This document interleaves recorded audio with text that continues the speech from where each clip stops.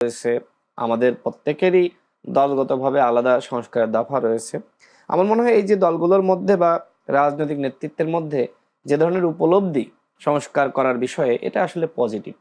এই জায়গাতে আসলে তাদের পজিটিভভাবেই চিন্তা করা দরকার, বিশেষ করে সরকারের। তাহলে যেটি হবে, দলগুলো তাদেরকে সহযোগিতা করবে।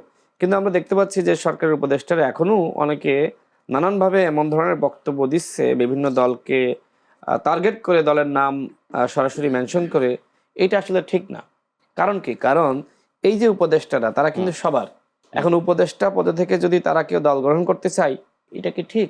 কোনোভাবেই ঠিক না। তবে আমার মনে হয় যে তারপরে একটা ধোঁয়াশা আসলে থেকেই যাচ্ছে। কারণ যখন আবার সরকারের উপদেষ্টাদের কর্মযজ্ঞ নিয়ে আমরা সমালোচনা করছি, তখন আবার তাদেরই কেউ কেউ আবার পাল্টা কাউন্টার দিচ্ছে, নানান ধরনের আপনার ইগনোরেন্স করছে, অবহেলামূলক বক্তব্য দিচ্ছে। আমার মনে হয় সরকারের উপদেষ্টাদের মাথায় রাখা উচিত যে তারা কোনো গোষ্ঠীর না, কোনো দলের না, কোনো